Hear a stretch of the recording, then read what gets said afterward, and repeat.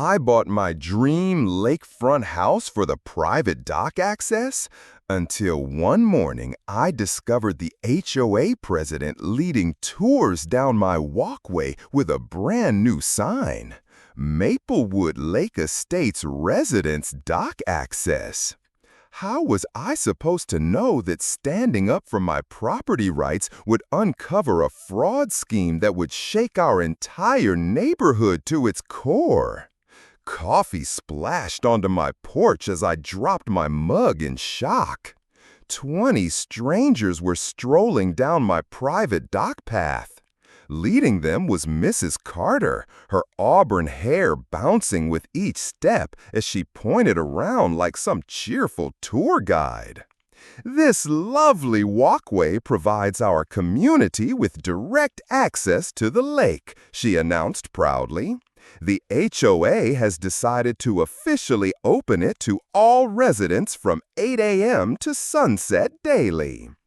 I rubbed my eyes, wondering if I was still dreaming.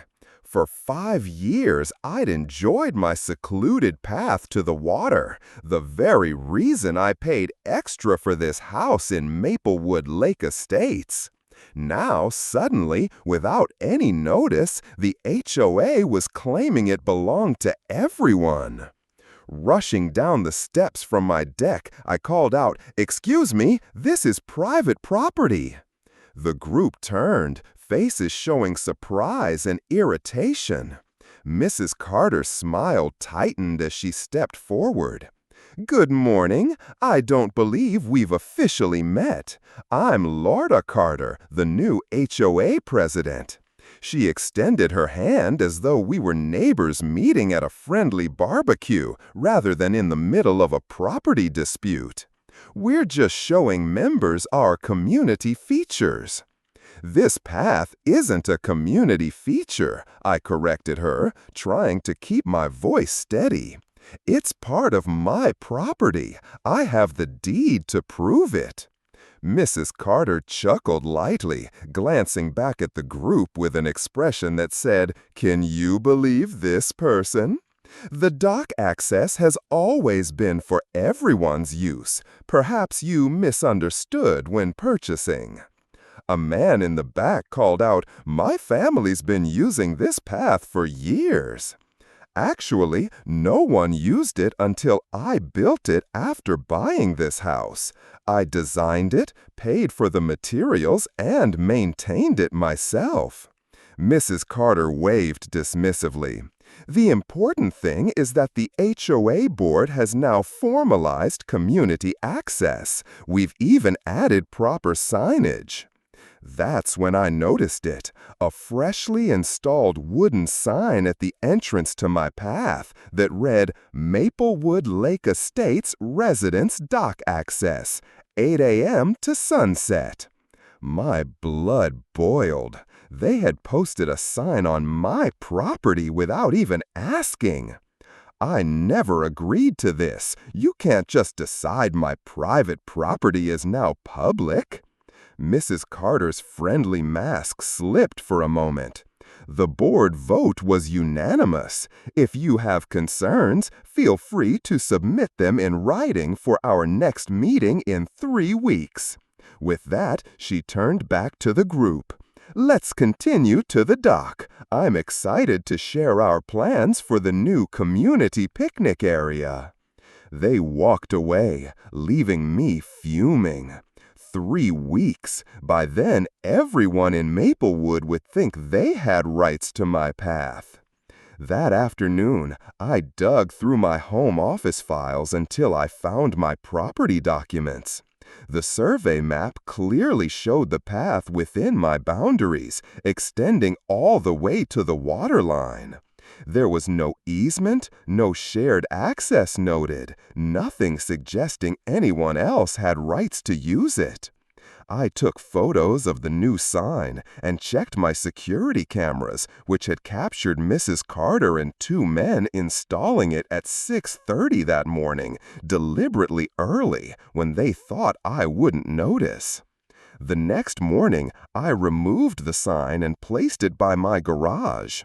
By noon, my doorbell rang. It was Marcus Green, the HOA vice president, looking uneasy. "Hi there. We've received reports that the dock access sign was removed," he said, shifting his weight. "Laura asked me to check what happened." I invited him in and spread my property documents across the dining table. "Look, Marcus, this path is fully within my property lines. The HOA never consulted me before declaring it public or installing signs." Marcus studied the maps, frowning. "These do seem clear, but Laura showed us different boundaries at the meeting.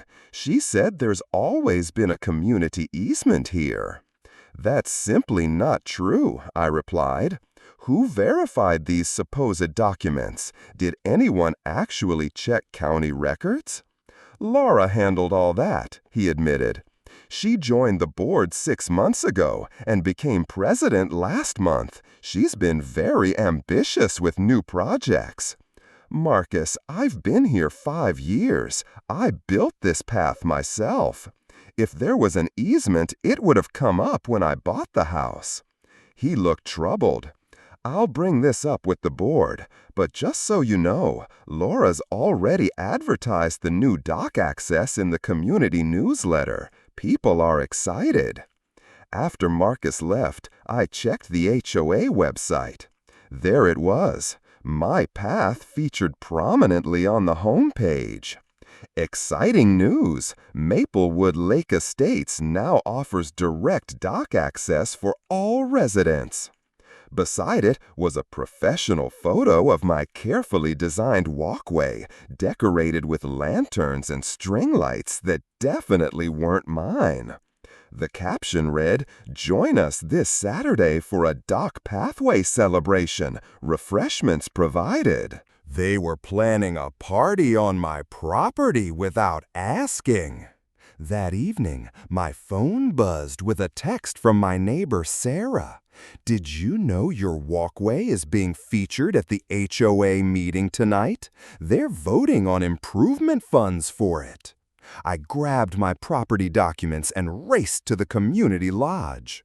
When I walked in, Mrs. Carter was standing at the front, pointing to slides showing my dock path with proposed additions, benches, lighting, even a small deck area. "As you can see, with just $15,000 from our community fund, we can transform this basic pathway into a proper amenity that will raise all our property values," she was saying. "Excuse me," I interrupted, walking to the front. "I need to clarify something. This path is on my private property. I never granted permission for community use, much less construction projects." The room fell silent. Mrs. Carter's smile remained fixed, but her eyes narrowed dangerously. "Perhaps we should discuss this privately after the meeting," she suggested. "I think the whole community should hear this," I countered, holding up my property survey. "I have documentation proving ownership. Any improvements would be trespassing and unauthorized construction." Murmurs spread through the room. Mrs. Carter quickly tried to regain control. "Let's not get ahead of ourselves with legal terms," she said with a tight laugh. "Our HOA records clearly show this has always been community property. I'm sure we can sort out this little misunderstanding." But I wasn't backing down. "This isn't a misunderstanding. This is my land. I'm happy to share the documents with anyone interested." Several members approached to see my papers. Mrs. Carter quickly called for a recess and pulled me into a side room. Her friendly demeanor was completely gone. "You're making a scene over nothing?" she hissed. "Do you know how this looks? Everyone's excited about the dock access." "You should have talked to me before making promises about my property," I replied. Her eyes flashed. The previous owner understood community needs better. This path benefits everyone's property values, including yours. The previous owner never built a path, I reminded her. I did with my own money. We'll see what the association's lawyer says, she threatened. I suggest you avoid removing any more signs until then. As she stormed out, I noticed a folder she'd left behind. Inside was a glossy brochure featuring my dock walkway prominently. The title caught my eye. Maplewood Lake Estates, Paradise Living with Private Lake Access. New luxury units coming soon. The brochure mentioned exclusive dock rights as a selling point for homes not yet built yet. Was this why Mrs. Carter was so determined to claim my path, to sell houses that didn't even exist yet? I took photos of the brochure before returning to the meeting, where Mrs. Carter announced they would postpone the dock path vote pending further review. But the look she gave me made one thing clear.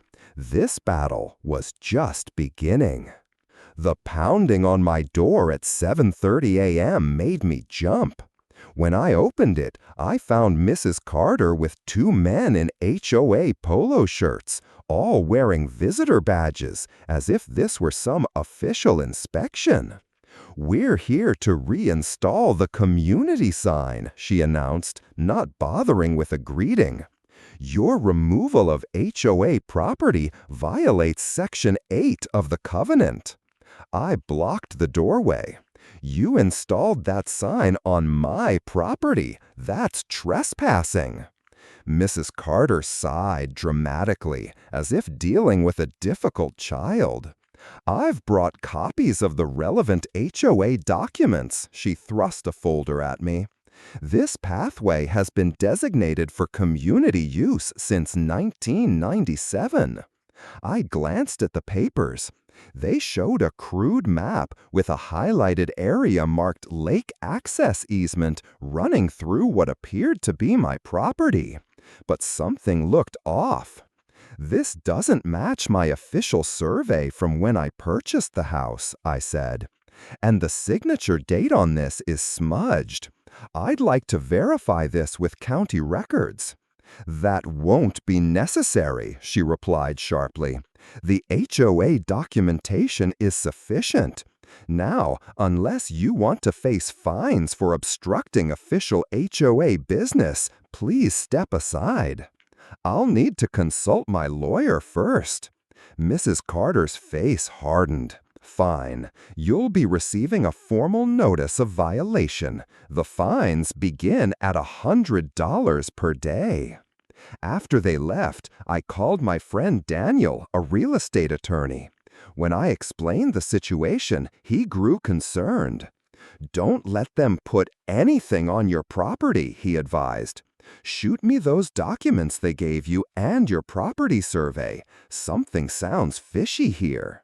That afternoon, I installed a simple camera overlooking the path entrance and added a small handwritten sign.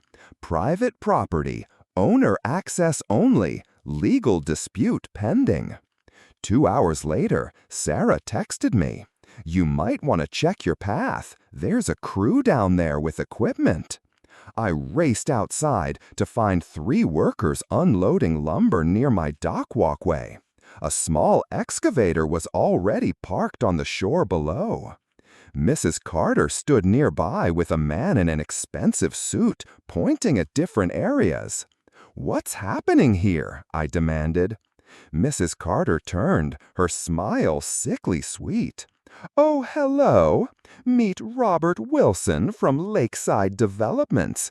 They're helping us with our lake accessibility improvements." "This is private property," I stated firmly. "You have no authorization to build anything here."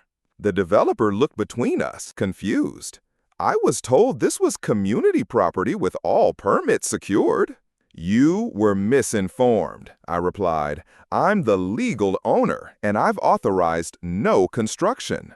I pulled out my phone and started recording, which clearly made Mrs. Carter uncomfortable. Stop that immediately, she snapped. Recording board members is against HOA rules. We're not in an HOA meeting. We're on my property, where you're attempting unauthorized construction, I countered, continuing to record. Mr. Wilson, I suggest you verify the actual property status before proceeding. I'd hate for your company to be involved in a trespassing lawsuit. The developer frowned. Mrs. Carter, you assured me all the paperwork was in order. It is, she insisted. This resident is simply confused about boundary lines. We have documentation. Documentation I'm currently having verified by both my attorney and county records, I added. Would either of you like to see my official property survey? Robert Wilson checked his watch. Let's pause here. My crew will pack up until we clarify ownership. He gave Mrs. Carter a stern look. We'll need to see the verified easement records before proceeding. After they reluctantly departed, I noticed several neighbors had gathered to watch. Mrs. Carter pulled them into a huddle, gesturing animatedly toward my house. I could guess what story she was spinning, that I was selfishly blocking a community improvement. That evening, my doorbell rang again. It was Marcus Green and an older woman I recognized as Mrs. Thompson, who had lived in Maplewood for decades. Sorry to bother you, Marcus began, but Mrs. Thompson might have some helpful information. The elderly woman stepped forward. I've lived here 43 years, since before your house was even built. There was never any community lake access on your lot. The original developer planned one 2 blocks down, but it was never built because of erosion concerns. Hope surged through me.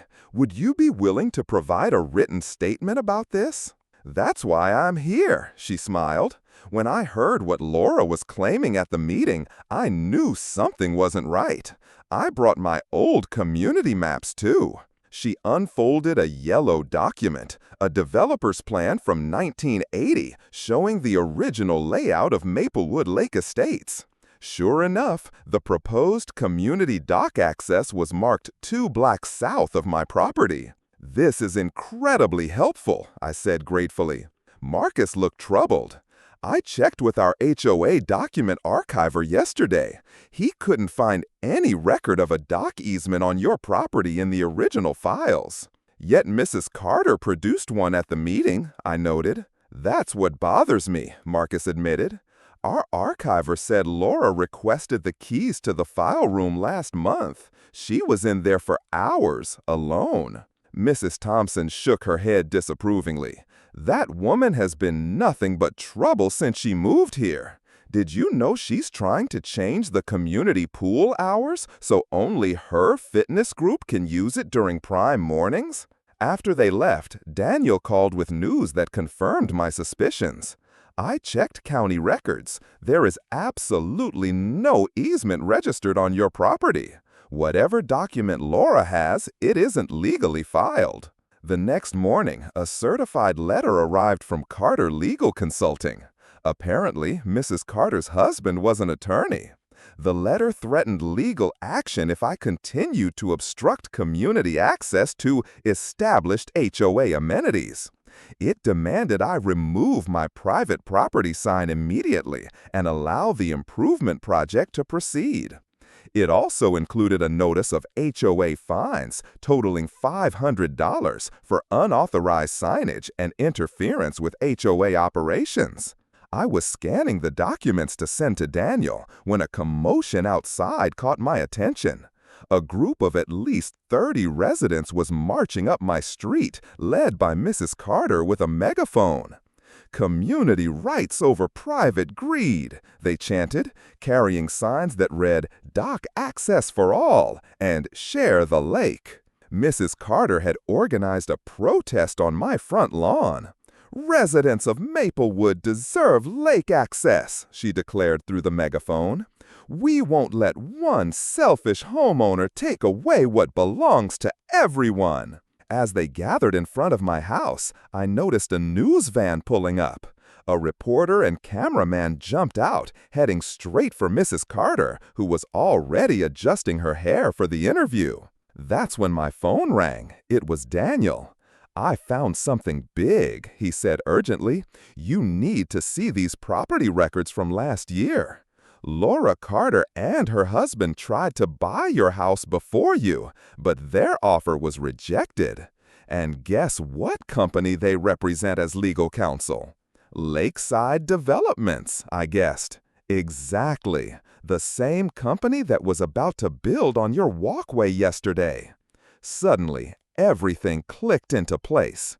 This wasn't about community access at all. This was personal and possibly illegal.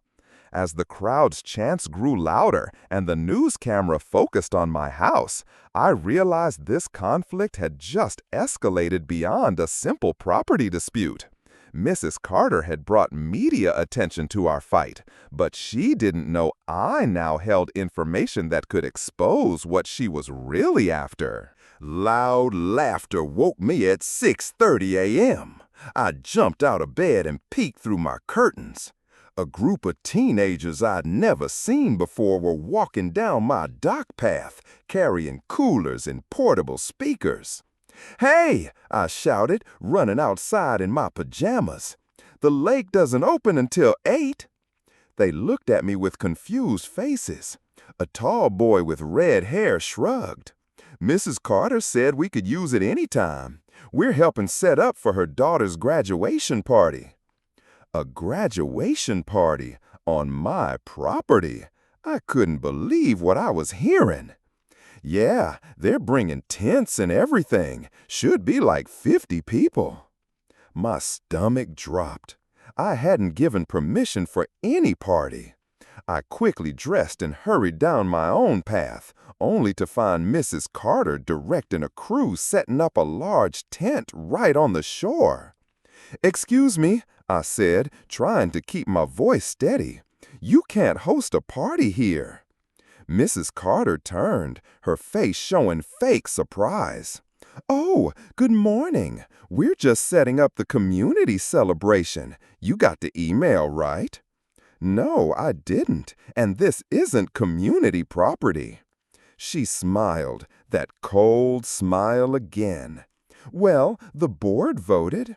Feel free to join us, though. It would be nice if you brought something to share." I pulled out my phone and took pictures of everything. "I'm calling the police. This is trespassing." "Go ahead," she said calmly. "Officer Miller is on the guest list. His daughter and mine are best friends." When the police arrived, it was indeed Officer Miller. He looked over my deed but frowned. "The HOA says they have permission to use this area. This is a civil matter, not criminal. You'll need to take it up with them." By noon, 50 people were partying on my shoreline. Kids trampled my garden beds. Someone's dog dug holes everywhere. The smell of grilling burgers filled my house. I couldn't even enjoy my own home. The next day, trash was everywhere. Beer cans, broken toys, even a lost sandal floating in the lake.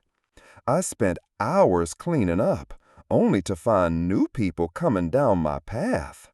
"Sorry, this is private property," I said to a couple with a large umbrella. The woman looked confused. "But the HOA newsletter said this dock is for all residents now." I asked to see the newsletter. There it was, a big color photo of my walkway with the headline, "Maplewood Lake Estates, new community dock access now open daily." Walking back to my house, I spotted water leaking from my garden hose. Someone had connected it to fill their kiddie pool. My last water bill had been unusually high. Now I knew why. I called the HOA office to complain.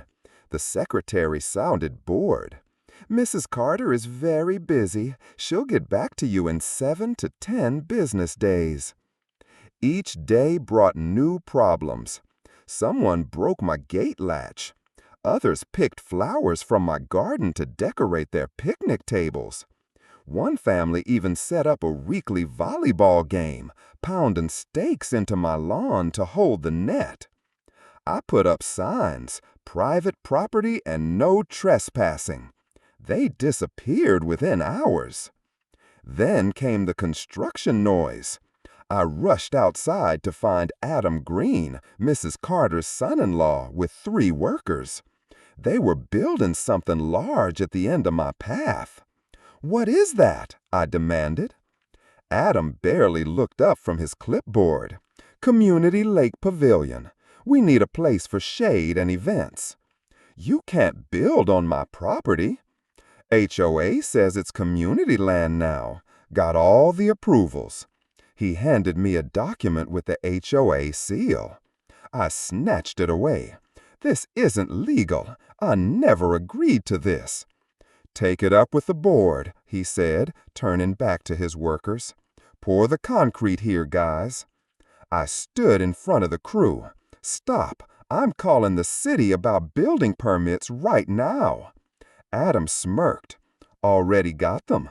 Signed by the city manager himself. Laura plays golf with him every Sunday." That night, I couldn't sleep. The sound of the lake, once calming, now reminded me of everything I was losing. I had spent my life savings on this house. The private dock access was the main reason I bought it. My phone buzzed. An email from the HOA. I had been fined $750 for removing community property after taking down their sign. They demanded payment within 10 days, or they would put a lien on my house. This wasn't just about dock access anymore. This was about power, money, and control. And I was losing.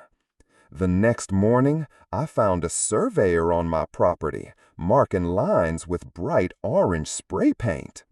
"What are you doing?" I asked. "Marking the official HOA easement," he said. "They're planning to widen the path for golf carts." I showed him my deed. He looked confused. "This doesn't match the HOA plans they gave me. According to them, the easement is 30 feet wide. That would cut right through your living room." He shrugged. "Not my problem, ma'am. I just mark what they tell me." I watched him continue spraying lines across my garden. When he left, I followed the orange marks. The orange spray-painted lines carved a path that would wipe out my vegetable garden, slice through my patio, and take up half my backyard. That evening, I spotted Mrs. Carter leading a sunset tour across my lake shore. Around 20 neighbors followed her as she gestured broadly. "Future improvements. Next month, we'll have cabanas here," she announced, pointing to what was clearly my property. "And over there, a parking area for golf carts." I couldn't stand it anymore. Standing on my own patio, I shouted, "This is private property. You're all trespassing." Mrs. Carter turned smoothly to the group.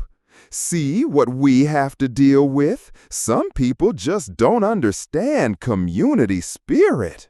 Several neighbors glared at me. One man I'd never seen before yelled, "It's for everyone now. Stop being selfish." I felt like I was losing my mind. How had I become the villain just for defending my land? That night, I finally broke down and cried. Then I remembered something my grandfather always said: "When you're right, you fight." It was time to stop being polite. Tomorrow, I would find a lawyer. The law office was smaller than I'd expected. Its walls lined with awards and framed victories against homeowners associations. A good sign. Sarah Martinez, dressed in a sharp blue suit, didn't waste time with small talk. "Tell me exactly what's happening," she said, pen poised above a legal pad. I laid it all out. The signs, the party, the construction, the fines. I spread my deed and property maps across her desk. They're claiming an easement that doesn't exist. They're even building structures on my land. Sarah studied the documents carefully. "Your deed is clear. You own the path and the lakeshore area they're using." She looked up sharply. "How long has this been going on?" "About 3 weeks," I answered. "Have you agreed to anything in writing, signed any HOA documents about the lake access?" "Absolutely not." "Good. Let's start with a title search and survey. We'll need to confirm everything before we act." 3 days later, Sarah called me with urgency in her voice. "Can you come to my office? I found something interesting." When I arrived, her desk was covered with old maps and records. Her eyes sparkled with the thrill of discovery. "Look at this," she said, pointing to a yellowed survey from 1973. "According to the original survey, you don't just own the path, you own an additional 15 feet of shoreline that the HOA has been claiming." 15 feet? That's where they're building the pavilion. Exactly. And here's where it gets interesting. She pulled out another document. This is the permit application for the so-called community pavilion. Guess whose name is on it? Not the HOA, Laura Carter's, personally. I stared at the paper. Why would she put her own name instead of the HOA's? "That's what I wondered," said. She produced another form. "This isn't a permit for a community pavilion. It's for a private lakeside cabana with a kitchen, bathroom, and sleeping quarters. She's essentially building herself a private retreat with HOA money." I felt my stomach twist. "You're saying she's using community funds to build a private cabana on my land?" Sarah nodded. "Yes, and there's more. Mrs. Carter's husband, James, works for Maplewood Development Group, the company behind those massive condo towers along the lake. The county planning office shows they've been trying to get permits for a development near Maplewood Lake Estates, but they needed continuous shoreline access to qualify." Everything clicked at once. My property was the missing link. "They need my lakeshore to connect the dots," I whispered. "Exactly," Sarah said. "I think the plan was to have the HOA claim your path, then quietly transfer it to the developer. Your land is the keystone in a multi-million-dollar project. That's why they're pushing so aggressively." She pulled out yet another file. "Look at this. Minutes from an HOA meeting 2 years ago. They rejected a nearly identical access proposal back then because, and I quote, "the property belongs to a private homeowner." "So they always knew," I said, stunned. "Yes, and look who was on the board then, Mrs. Carter herself. She voted against it because the timing wasn't right. Now that her husband's company is ready to build, suddenly it's community property." I sat back, reeling. This is bigger than I imagined. What do we do? Sarah leaned forward, a determined gleam in her eye. "First, we get a new survey. Then we file for an emergency injunction to stop construction. After that, we request a formal investigation into the HOA's finances. Will that work?" "It's a start, But we'll need more evidence of their real plans. She tapped her pen thoughtfully. Do you know anyone on the HOA board who might talk to us? I thought for a moment. Mr. Finch. He's lived here for decades and never trusted Mrs. Carter. Perfect. We'll approach him quietly. Mr. Finch agreed to meet us at a coffee shop well away from the neighborhood. At 7'8", Mr. Finch still had sharp eyes and an even sharper mind. "I've been suspicious for months," he confided. "Mrs. Carter pushed through so many financial decisions without proper documentation. When I asked questions, they removed me from the finance committee." "Do you have any proof?" Sarah asked. He slid a folder across the table. "I made copies before they kicked me out. The numbers don't add up. Money disappears into special projects with no details." Sarah examined the documents carefully. "This is exactly what we need." The next day, a county surveyor confirmed everything. My property extended even further than we thought. The so-called community pavilion was completely on my land. "We have enough to file for an injunction," Sarah said, "but we need to move fast. According to the permit, they pour the foundation tomorrow." That night, I couldn't sleep. I walked down to the lake and was shocked to see lights glowing at the construction site. They were working in the dark. I crept closer, staying in the shadows. Mrs. Carter was there with her husband and Marcus Green, looking over blueprints spread across a makeshift table. "Once we have control of this section," James Carter was saying, "we can connect it to the northern parcels. Lakeside development will pay triple market value." "But what about the owner?" Marcus asked. "They're not selling," Mrs. Carter laughed. "They won't have a choice. Once we establish community use and build the structure, their property value will tank. They'll sell for whatever we offer." I recorded everything on my phone, my hands shaking with anger and excitement. This was the evidence we needed. The next morning, Sarah filed for an emergency injunction. The judge, reviewing our evidence, ordered all construction to stop immediately. But when we arrived at my property with the court order, we found something shocking. A concrete foundation now sat on my land.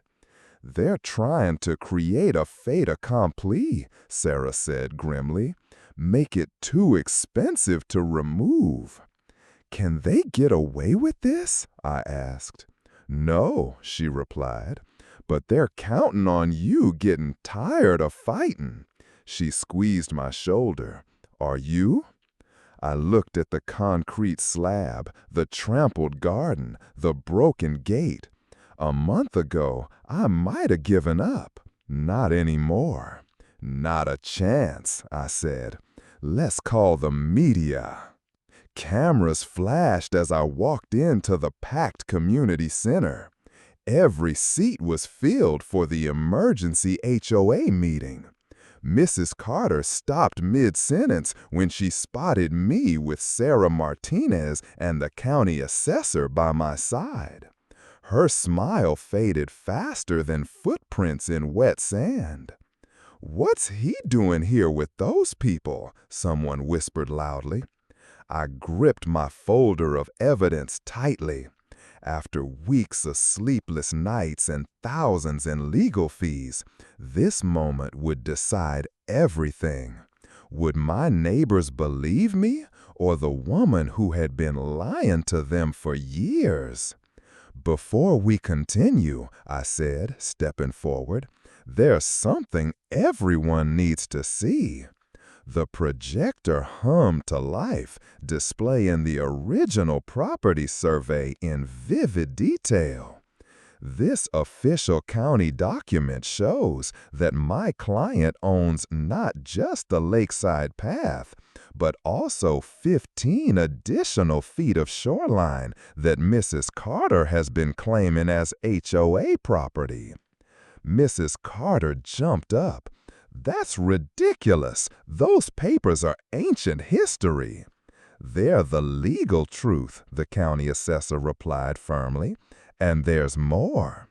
The next slide showed bank statements and permit applications. Mrs. Carter's face turned ghostly white. "These records prove," Sarah continued, "that $80,000 of your HOA fees were spent on what was described as community facilities, but were actually permitted as Mrs. Carter's private lakefront cabana, constructed illegally on my client's land."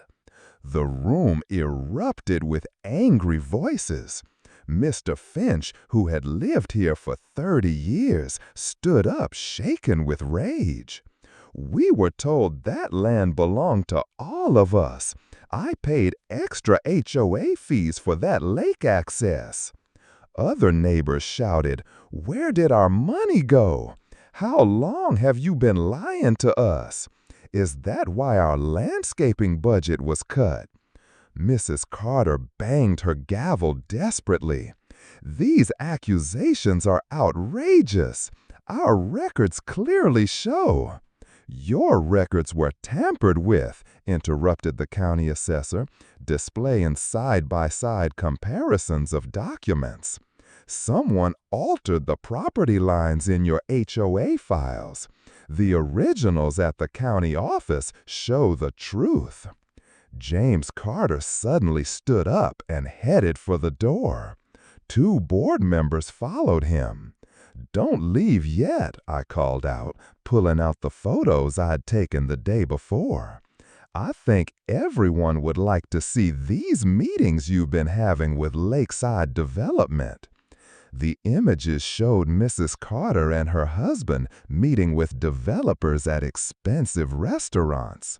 Neighbors gasped as I explained what Sarah had discovered.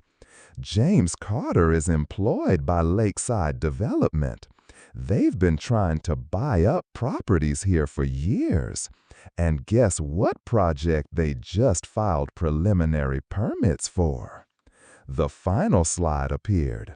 Architectural plans for Maplewood luxury condominiums, spanning exactly where my house and several others stood. They needed my lake access to make their project work. That's why they had been trying to claim it as community property. Mrs. Carter lunged for her husband's briefcase, but it was too late. Paper spilled across the floor. More architectural plans, pricing sheets for condos, and a list of properties targeted for acquisition. "You were going to sell our neighborhood out from under us?" Mrs. Jackson, a retired teacher, asked in disbelief. Mrs. Carter grabbed her purse. "This meeting is adjourned." "Actually," said Mr. Finch, standing tall, "I move for an immediate vote to remove the entire board and freeze all HOA accounts pending investigation." Hands shot up across the room. Security guards stepped forward as shouting erupted.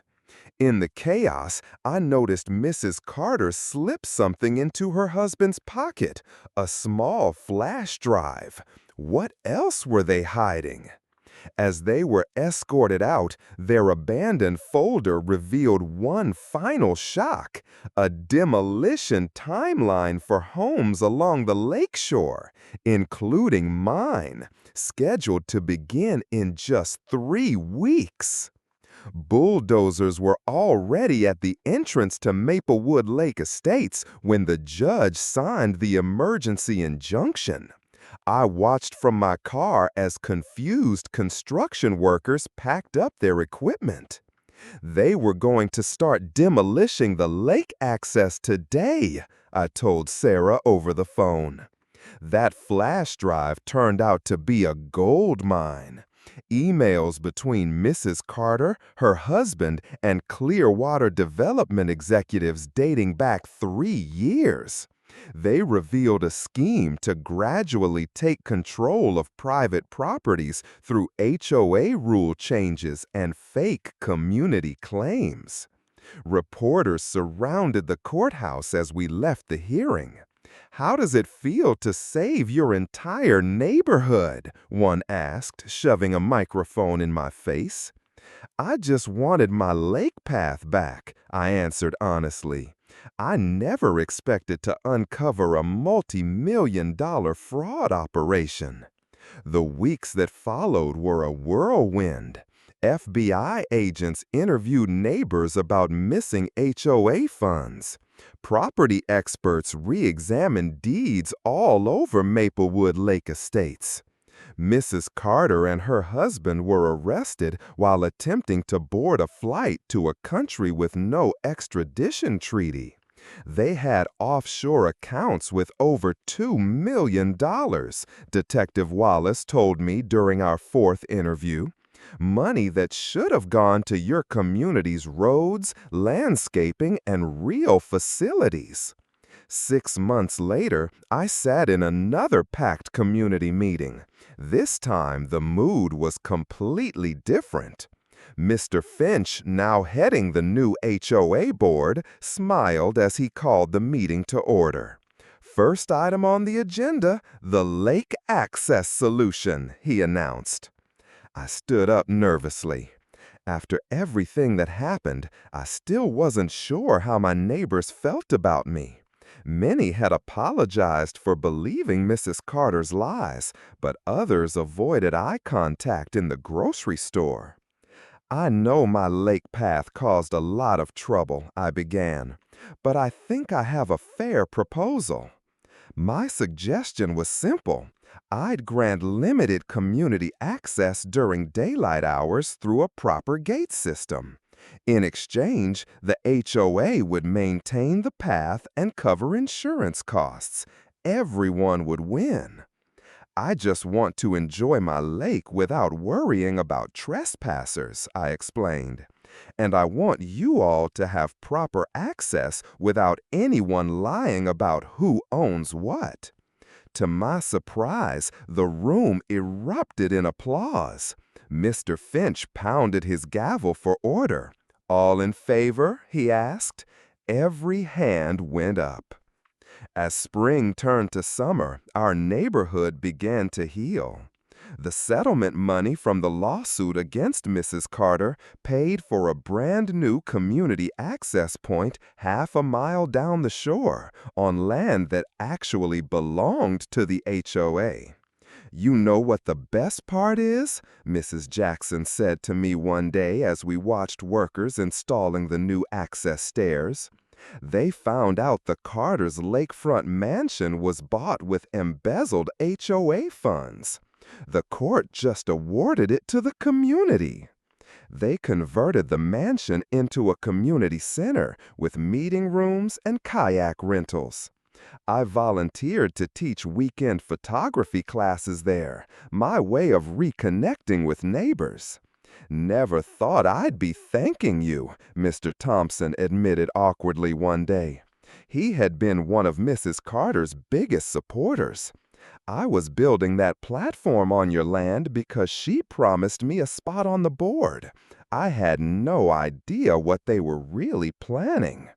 Water under the bridge, I told him, though it had taken me months to forgive some of my neighbors. One evening, as golden light spilled across the lake, I spotted a familiar figure walking along the shore. It was Judge Marquez, who had presided over the Carter's trial. "Beautiful place you have here," she said, stopping to watch the sunset. "Worth fighting for, it is," I agreed, though I never expected the fight would involve the FBI and national news. She smiled. Sometimes standing up for what's yours reveals bigger truths. Mrs. Carter isn't the first HOA president to abuse power, but thanks to you, many communities are now reviewing their bylaws and property records. As I walked home along my lake path, now with proper steps and railings, I passed neighbors who waved and called out greetings. The private property limited community access sign gleamed in the fading light. My phone buzzed with a news alert. Former HOA president sentenced to 15 years for fraud and embezzlement. Mrs. Carter would be learning about property laws from inside a very different kind of gated community, one with limited lake access of her own. Sometimes justice comes in unexpected ways, wrapped in property deeds and hidden in plain sight.